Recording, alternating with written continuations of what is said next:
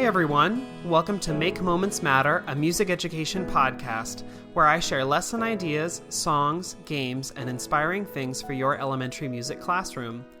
My name is David Rao, and I am the music teacher who blogs at makemomentsmatter.org. This episode of the podcast is a replay containing the audio version of a Musical Mondays live video. If you're not familiar with Musical Mondays, every Monday night at 8 p.m. Eastern Time, I go live on Facebook and Instagram to share about the lessons that I'm using in class with my students. I give a recap of my kindergarten through 5th grade lessons, and then do a deep dive about one grade level and share the books, instruments, songs, and process that I use to teach the lesson to kids. This podcast episode contains all the audio from the Musical Mondays video, but if you'd like to see a replay of the video itself, you can find a link to the archived video on YouTube when you click the link in the notes for this episode. Thanks so much for tuning in. Here's the show. Hey everyone, my name is David Rao, and I'm the music teacher who blogs at makemomentsmatter.org. You can also find my ideas on Facebook, on Instagram, on TikTok, Pinterest, and a variety of other places when you search for my name, David Rao, or Make Moments Matter. Tonight, I'm going to be talking a little bit about another Use It and Lose It. I'm going to talk about a couple ideas for Halloween, and some things that you should consider adding, some things you might think about changing. That's coming up in just a minute. First, if you hear me talk about a book, a resource, a video, something you like in one of these videos, I have a page dedicated to all those links. I call it the links page in these videos. Wherever you're watching or listening to this, there should be a caption at the bottom of that. There's a link that'll take you right there, or you can go to my blog, makemomentsmatter.org, and click on the video tab and find it there. That's the first thing. Also, I mentioned this last week, but in just a little over a month, I'm doing a workshop with the Northwest Ohio ORF chapter. That's in basically Greater Toledo, Ohio. If you're interested, you can check out all the information. I have linked that on the links page as well. And then the week later, I'm doing a workshop for Michigan Music Educators Association for their fall conference, and that's at Wayne State University in Greater Detroit. So if you're in Michigan, come and join us that weekend. There's information about that on the links page as well. Okay, and then one more thing. If you are listening to this as a podcast, if you're watching it on YouTube, if you're watching it on Facebook or Instagram or wherever, this is me encouraging you to like and leave if you're listening to it as a podcast, leave like a review. I don't know. It helps people find it. And so if you think this is valuable content, you think it's worth the time, your likes and comments and reviews really do help it get found out there in the ether. So if you're willing to do that, thank you. If you find it valuable, I appreciate it. You liking, commenting, whatever on the podcast will help it find more people. Okay, so tonight, talk about Halloween. We're going to talk about use it and lose it, things that you might use in your classroom, things that you should consider avoiding.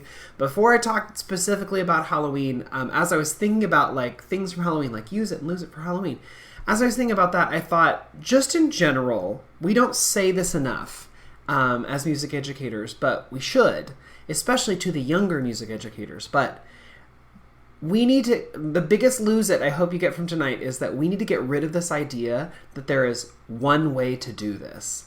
There is not one way to do this job, and by that I mean in general music education. Because first of all, the jobs are not the same. We're all in different schools, we all have different populations, we all have different sizes of schools. Some of us are teaching K-5, some are teaching K-6, some are teaching pre-K through 12, some are teaching K-8. I mean, like, everyone's thing is different. Some people are expected to teach guitar, and some are expected to never teach any holiday, whatever. Like, everything is so different, just the specifics of our job. But let's talk general about, like, philosophy. There is no one right way. Like, because I think every, like, approach to teaching music education, Kodai, ORF, music learning theory, Feyerabend, Gordon, whatever, all these different ways to teach are all valid in their own way. There is no one right way. And people will go to the mat for the thing that they believe is like the thing that works best. What I will say is, for those people, it works best for them. There is no one correct way to do what you do. And while I do encourage anyone who listens to these things to like go find a levels course, go find a local community, go find a music education group that you connect with. I think that is so super valuable. You may do level 1 Orff and go like, you know, this doesn't really vibe with me. Or you may do level 1 Kodai or music learning theory or whatever and go like, you know, this isn't really, it doesn't work as well for me. I don't know. It's just, it's not, you know, I don't connect with it as well. I personally connect really well with Orff Schulwerk. That's why I talk about it a lot. But like, that doesn't mean that's the way that's going to work for every single person. And I think it's hilarious when one group or another is like, well, you know, but we're the one that is most student-centered and focused on the facts and the data.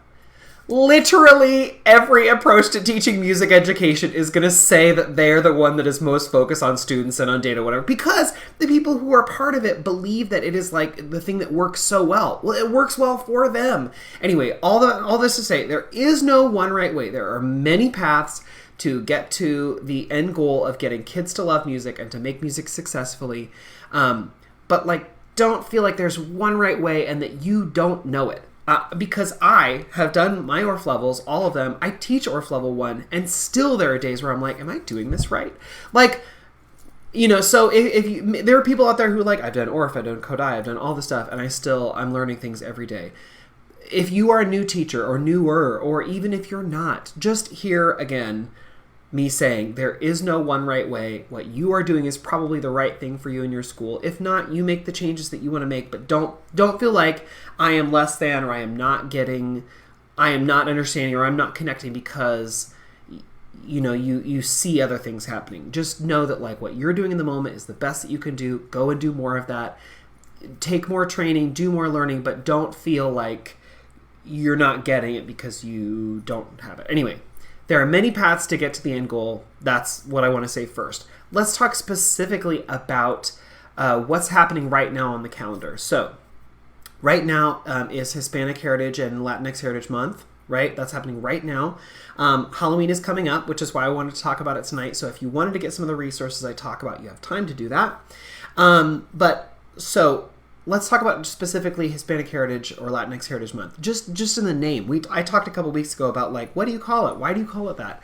There is no correct answer. People call it different things for different reasons. If you want to talk more about that, go watch the video I did a couple weeks ago about that. But I think that there are only two ways to do Hispanic Heritage Month wrong in the music room. The first is to ignore it. If you do not talk about Hispanic heritage at all or make any connection with it, I think that is a missed opportunity.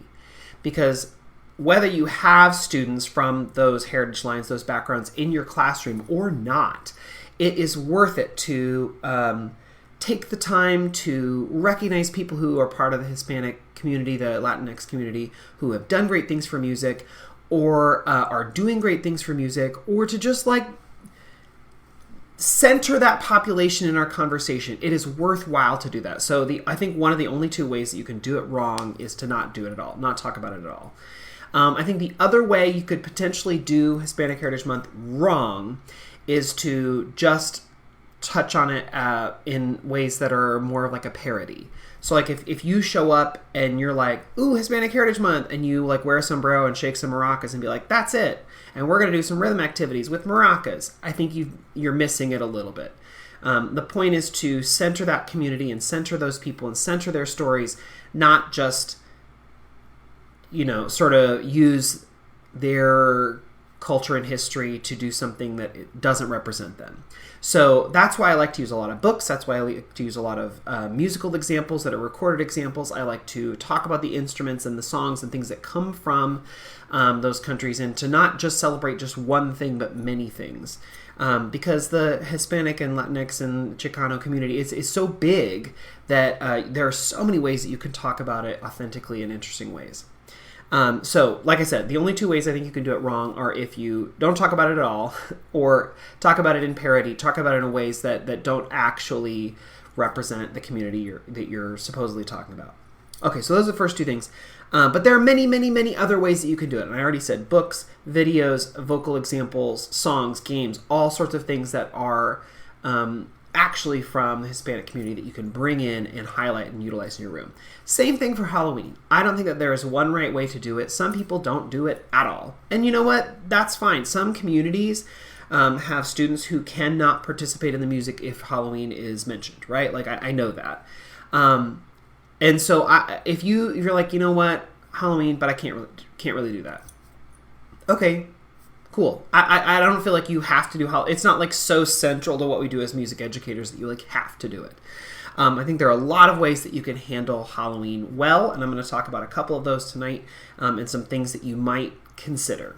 But if you're like, I want to do Halloween, I don't know how. Just, again, here, like, there is no one right way to do it. You do not have to teach about ghosts and witches and ghouls and zombies. Like, if you want to, and that works with your school and your community, cool. You don't have to. There are many other things that you can do that are related to Halloween or to this time of year that are appropriate and are timely, that are not ghosts and ghouls and witches and whatever. Like, if you're like, you know what, I just don't even want to touch on that. Cool.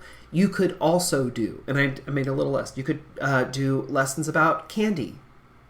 You could do rhythmic lessons where you talk about different candy names and you come up with cool rhythm possibilities based on candy. Okay, cool. You could do costumes. Speaking of costumes, kids dress up like all sorts of things. Again, you could bring in, like, what are some things you could dress up as? Superhero. Okay, you could dress up as a fireman. You could dress up as you could pull in different occupations and jobs and costume opportunities and use those things for rhythmic or melodic or whatever things that you create. You could talk about candy corn or pumpkins or what things that are like tangential to Halloween but are not necessarily like magic or ghosts or whatever, or like horror. Like, you don't have to do that if you don't want. There are many, many other ways to do it. The one thing I would say to lose from Halloween, like, don't do it. And again, like, do whatever you want. It's a journey. But the one thing I would say not to do is do not equate minor or modal songs with bad, evil, sadness, whatever. Because I feel like that happens a lot of time. Oh, hey, now you know it's Halloween season because we're doing a song in minor. Ooh. Like, no, I would say don't do that, because then that sets up kids for their whole life to be like, ooh, this is a scary song. Why? Because it sounds scary. What about it sounds scary? Inevitably, it's in a minor key or it's in a mode. Minor and modes do not have to necessarily mean sad or bad. And some great examples of that. Lynn Kleiner has this book, SOS Songs of the Sea. There's a song I do every year with kindergarten called The Waves. It is minor. It is about the ocean. Kids get to move up and down. It has instrument exploration. You can do scarf work. You can do all sorts of stuff. And it is minor, and it is not scary or sad. It is just about the deep ocean. Rob Amchen, who I did level 3 ORF with, he has this great book called Modal Melodies, or Modal, I can't remember. I put it on the links page. Let me look. Modal Mosaic. I put the link to that book listing on West Music if you're interested. It is a great book, chock full of tons of examples that are all modal. Modal and minor do not necessarily have to mean bad. So that's the one thing I think that you could do if wrong about Halloween, is if you use that to teach kids minor equals bad or sad or evil or whatever. It doesn't have to. Yes, some of those songs are going to come out more often, but if you're like, but I got all these great songs that are modal and minor for Halloween, then find some more modal and minor songs that you can use throughout the year so that kids don't only associate modal and minor with Halloween, because we don't want them to come away thinking like, it sounds minor, it sounds modal, that's evil or bad or whatever. Again, that's my one thing about Halloween that I would say, don't do that. Anyway, what are some things that you can do and that you can use to make your Halloween a little bit more diverse? So you're not just doing Ghost of John or Tom or whatever version you use. And you don't just use, what's the other one that I've used? Little Lady Who's Not Afraid of Anything, which is a great book. Go use that. But so you're not just using the same 2 songs over and over and over. There are a ton of songs out there that are totally cool and great and worthwhile. I did a blog post about one called The Pumpkin on the Vine. I'll try and link that on the links page. I forgot to do that before, but I'll do that now. There are so many great books, so many great themes that you can pull and create and use with, or use with your lessons to make them sort of Halloween-ish, but not necessarily reuse those 2 songs over and over and over and over and over. The 5 Little Pumpkins Sitting on a Gate is great, but there's so many other things that you can do. 2 books that I want to highlight that you can consider. And I have a ton of lists that are like lists about different holidays or different things that you can use that are great for different times of year. I realized today, like 20 minutes before doing this video, that I have not started a list of like books for Halloween. So I will go and add all of my books at school tomorrow. I put a couple up there already in case you're interested, but I'll keep adding more of books that you might consider for Halloween. Here are 2 that I think are great. And not just Halloween. That, you know, I was talking a second ago about Hispanic and Latinx Heritage Month. Well, guess what? This one could fit right in, but also could fit in with Halloween stuff too. So if you don't know, Dia de los Muertos is a holiday. It's the day after Halloween, actually. It's something that's celebrated in a lot of Hispanic Latin communities, but not just those communities. It has developed most in Mexico, from what I can realize, or from what I can research. So a lot of Mexican communities use this. Not so some students who are like, oh, I'm from Colombia or I'm from wherever, they may not have experienced this. But it is something that not only has happened in Mexico, but is now so huge in the United States that we can absolutely talk about it in ways that we talk about other traditions that have come over, like Diwali, or I don't know, any other thing that's like big in another part of the world, Holi, or something that's come over from other countries that now are mixing in, becoming a part of American culture. Anyway, Dia de los Muertos, let me read you just a little bit of this book and show you a couple of things. The illustrations are so great. So this is by Roseanne Greenfield Thong and pictures by Carlos Ballesteros. I've never looked at that part before. Okay, so Roseanne Greenfield Thong wrote this other great book that I use, and it's about Twas Noche Buena, which is like Twas the Night Before Christmas, except it has like a Las Posadas and Mexican American slant on it, which is really great. So this book I ended up loving too. So it says, it's Dia de los Muertos, the sun's coming round, as niños prepare in each pueblo and town. For today we will honor our dearly departed with celebraciones. It's time to get started. At home we've adorned our altares with care. They're heaped with recuerdos and good things to share. By the way, in the back is a glossary if you're like, I don't know what a recuerda is. So it has, a recuerdo is, and it has all of those things that are mentioned in the back and explains what they are. Sweet calaveras, so sugary white, they give toothy smiles, but never a fright. A black and white photo of Grandpa Padilla, who's riding on horseback, just like Pancho Villa. And toys for remembering small angelitos.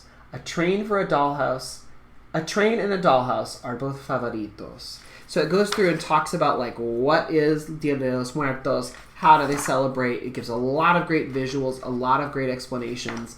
It's rhyming, it's fun, it uses a ton of Spanish in the book itself.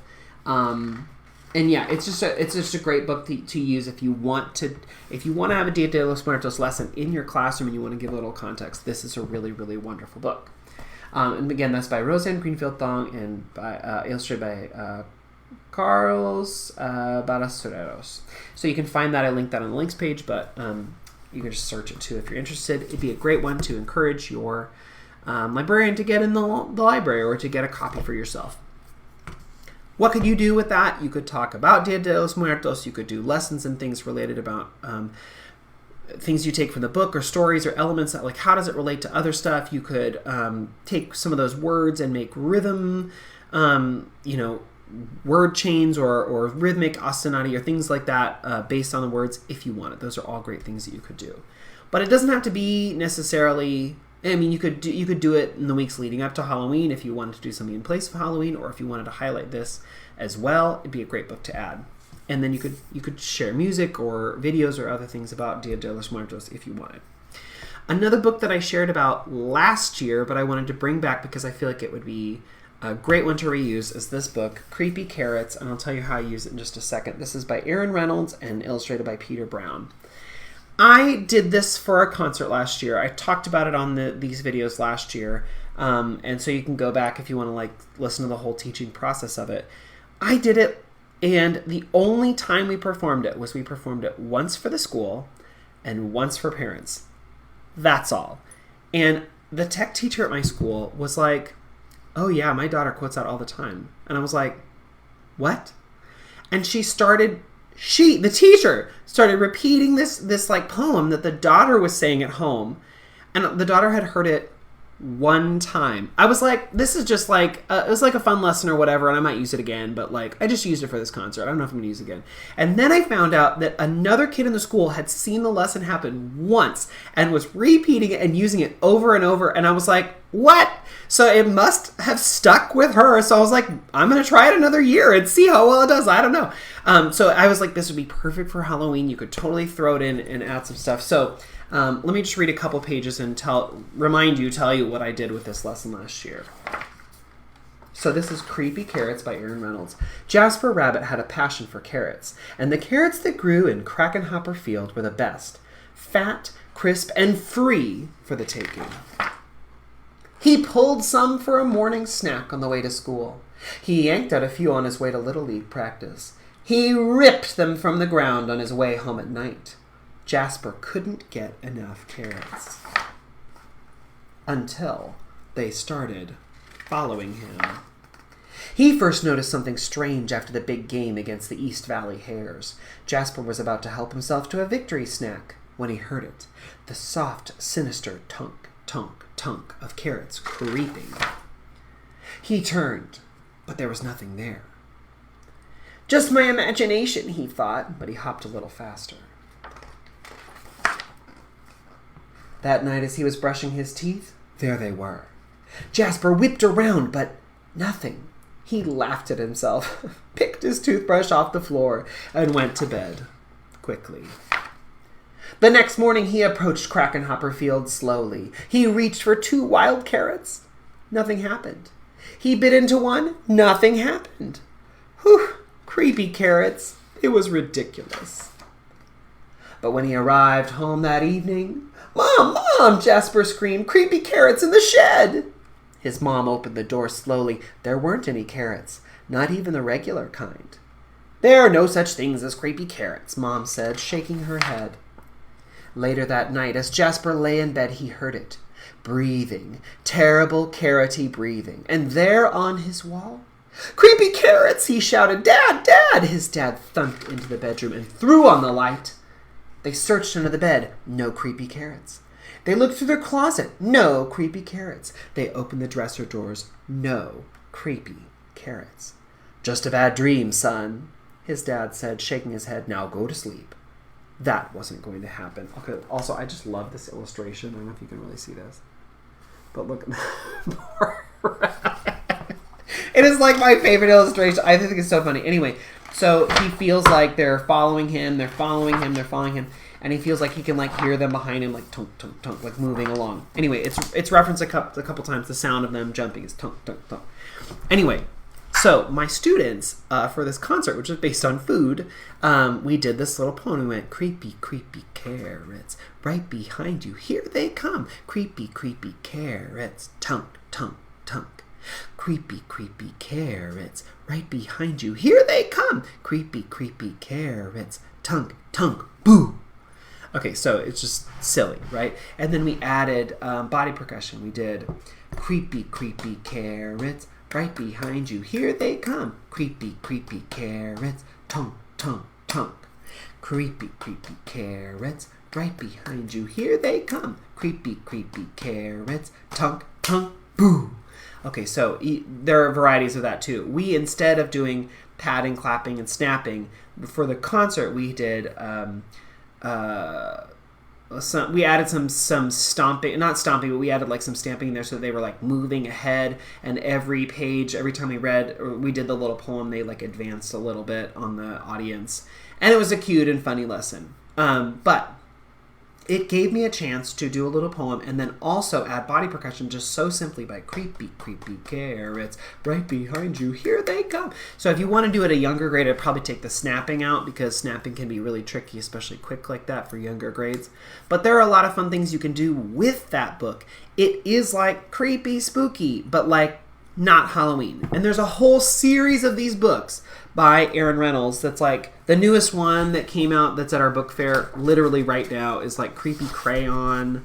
And there's some other like creepy books that's not listed in the back here, so I can't really tell you. But there are other creepy books and kids like them. So it's another one that like can be done at Halloween. It is like spooky, but like not scary. There are no ghosts. There's no, Frankenstein or anything, but it is sort of spooky, scary, whatever, creepy fun without being actually scary. And it's not necessarily Halloween, but the book is black and orange, and it does have that vibe, so I think you could absolutely do it for Halloween if you want. But like I said, it's one that like this kid might, like a teacher's kid, heard one time and like now can repeat it. I mean, so I guess it's memorable. I guess like it worked. But anyway, that's another way that you can do a Halloween story without making it too spooky or scary if you want. There's so many avenues, and there are a lot of books like this where you could take a book and add a little poem, or add some body percussion, or add a repeating pattern, or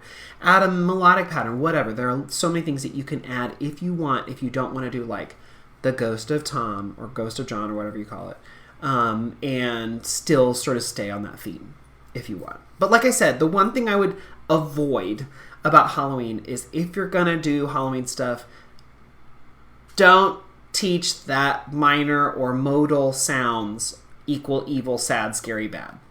Because we want kids to think that, we don't want them to think that like major tonalities only are the right ones. So we want them to hear like, oh, all sounds are great and all sounds are whatever. And kids don't have that preset in their head yet. And so if we continue to teach them like, oh, this modal song, this major, or this minor song, whatever, it's a fun song and it's a great song, or it's an expressive song, whatever. Like they don't have to think that those things are bad if we're careful about that.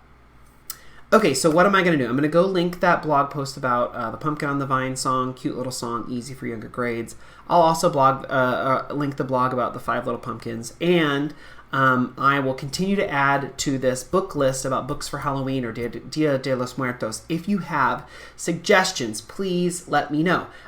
Due to your suggestions, I got a bunch of books from the library. I added a ton of books to my list for books that are about Asian Americans, Asians, or Pacific Islanders, and I just started bulking that list out. So there are a lot more books there I added in the last week or two. Check that out. That's on the links page. If you have great ideas for Halloween, let me know. I will add them in. Like I said, I just created that list today because I realized I didn't have one. So I will add more things to it of things that I know I already have or know that I already like, but I would love your suggestions too. Okay, I hope y'all enjoyed tonight and got something out of it, and I will see you next week. Thanks so much for coming along with me. Ooh, and thank you all for taking a second to go and rate this or leave a comment or whatever, because your ratings, your comments, your likes and whatever really help people find the podcast, people find the videos. It really, really is helpful. So if you're willing, thank you so much for doing that, and I will see you next week. Bye, everyone.